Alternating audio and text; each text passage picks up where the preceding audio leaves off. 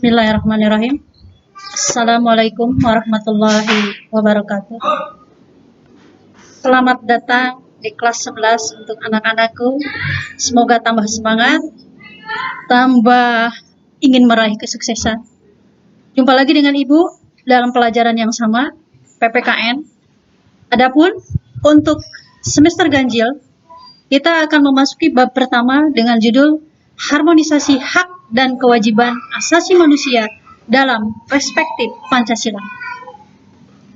Anak-anakku sekalian, hak asasi dalam sejarah manusia tidak pernah terlepaskan. Banyak pelanggaran-pelanggaran di belahan bumi manapun. Untuk kalian menyadari betapa pentingnya penegakan hak asasi manusia, maka kalian harus memahami apa itu pengertian hak asasi manusia. Yang jadi rujukan, kita pakai Undang-Undang Nomor 39 Tahun 1999. Dalam undang-undang itu menyebutkan, hak asasi manusia adalah seperangkat hak yang melekat pada hakikat dan keberadaan manusia sebagai makhluk Tuhan yang Maha Esa, merupakan anugerahnya yang wajib dihormati, dijunjung tinggi, serta dilindungi oleh negara, hukum, pemerintah, dan setiap orang demi kehormatan serta perlindungan harkat dan martabat manusia.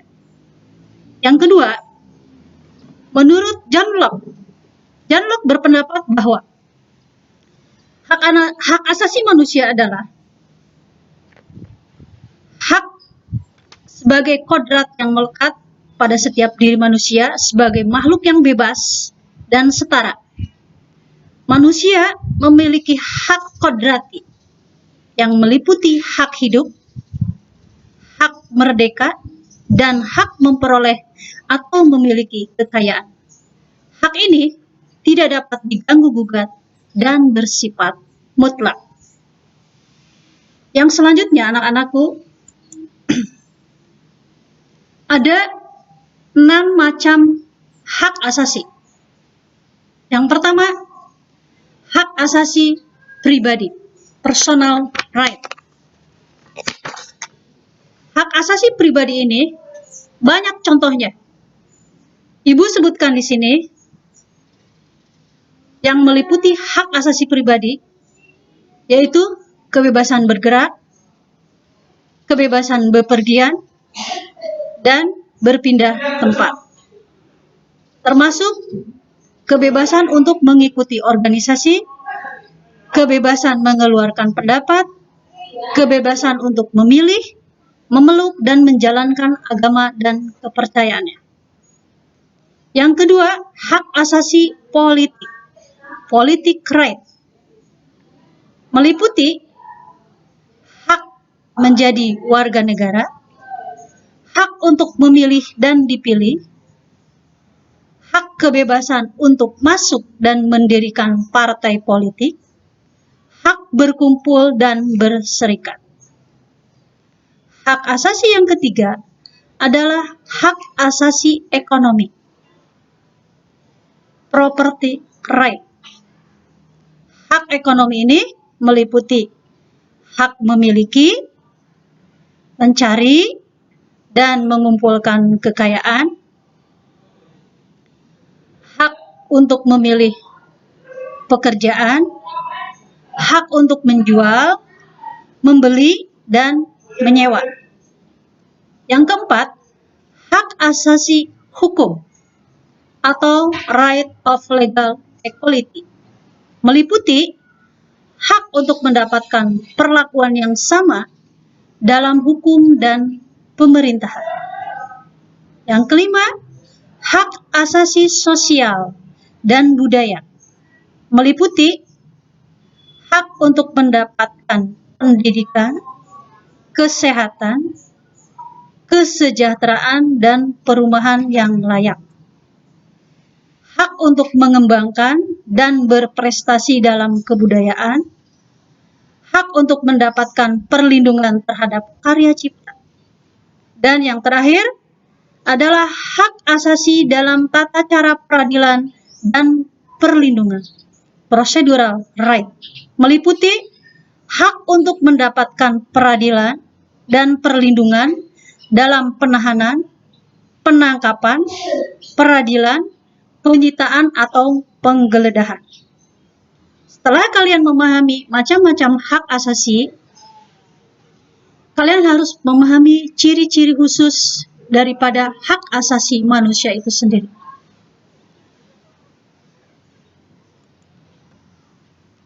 Ada 4 ciri khusus hak asasi manusia. Yang pertama, hak asasi itu bersifat hakiki. Adapun yang dimaksud dengan hakiki, yaitu ada pada setiap diri manusia sebagai makhluk Tuhan. Yang kedua, universal. Apa yang dimaksud dengan universal? Universal yaitu hak itu berlaku untuk semua orang, di mana saja, tanpa memandang status, ras, harga diri, gender, atau perbedaan lain. Ciri khusus yang ketiga dari hak asasi manusia adalah permanen atau tidak dapat dicabut, yaitu hak itu tetap selamanya ada pada manusia yang hidup dan tidak dapat dihapuskan oleh siapapun. Permanen. Terakhir, ciri khusus yang terakhir, yang keempat, tidak dapat dibagi, yaitu semua orang berhak mendapatkan semua haknya. Apakah hak sipil, hak politik, hak ekonomi, hak sosial, dan hak budaya. Dalam perjalanan sejarah manusia, banyak terjadi pelanggaran-pelanggaran hak asasi. Adapun pelanggaran hak asasi yang dianggap bersifat berat dikategorikan menjadi 2, yaitu kejahatan genosida dan kejahatan terhadap kemanusiaan. Apa yang dimaksud dengan kejahatan genosida?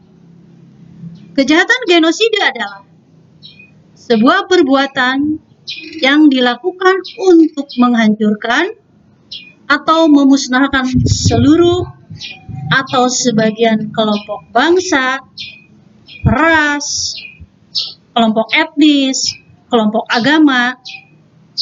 Dengan cara apa? Dengan cara membunuh anggota kelompok, mengakibatkan penderitaan fisik, mental yang berat terhadap anggota-anggota kelompok, menciptakan kondisi kehidupan kelompok yang akan mengakibatkan kemusnahan secara fisik, baik seluruh atau sebagiannya, memaksakan tindakan-tindakan yang bertujuan mencegah kelahiran di dalam kelompoknya, memindahkan secara paksa anak-anak dari kelompok tertentu ke kelompok lain.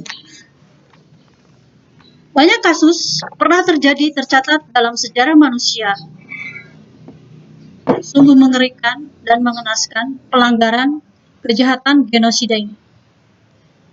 Bisa dijadikan contoh kejahatan genosida yang pernah terjadi dalam sejarah dunia, antara lain pembunuhan terhadap penganut Yahudi Eropa selama Perang Dunia Kedua yang dilakukan oleh Nazi Jerman.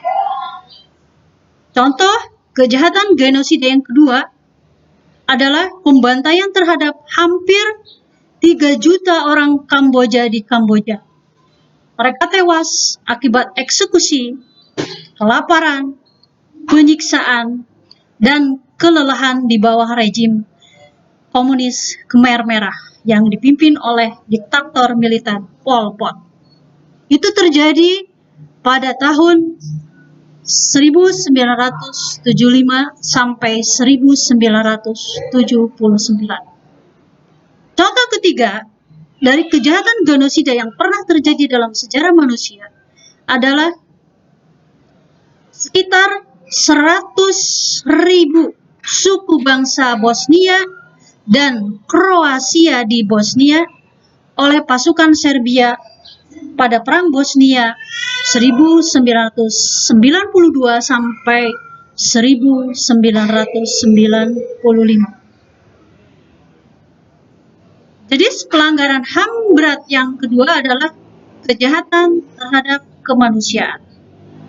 Adalah salah satu perbuatan yang dilakukan sebagai bagian dari serangan yang meluas atau sistemik yang ditujukan kepada penduduk sipil. Contoh yang bisa diberikan untuk kejahatan terhadap kemanusiaan, contohnya adalah kejahatan apartheid, yaitu memusnahkan sebagian orang atau seluruhnya atas dasar perbedaan warna kulit. Contoh yang bisa disebutkan sebagai kejahatan terhadap kemanusiaan adalah perbudakan, termasuk perdagangan manusia, khususnya perdagangan wanita dan anak-anak. Contoh yang ketiga dari kejahatan terhadap kemanusiaan, pengusiran atau pemindahan penduduk secara paksa. Demikian pertemuan pertama untuk kelas 11 di semester ini yang berkaitan dengan hak asasi manusia, pengertian, contoh, dan pelanggaran berat yang terjadi dalam sejarah manusia. Sampai jumpa pada pertemuan selanjutnya. Walhamdulillahirabbil alamin. Wassalamualaikum warahmatullahi wabarakatuh.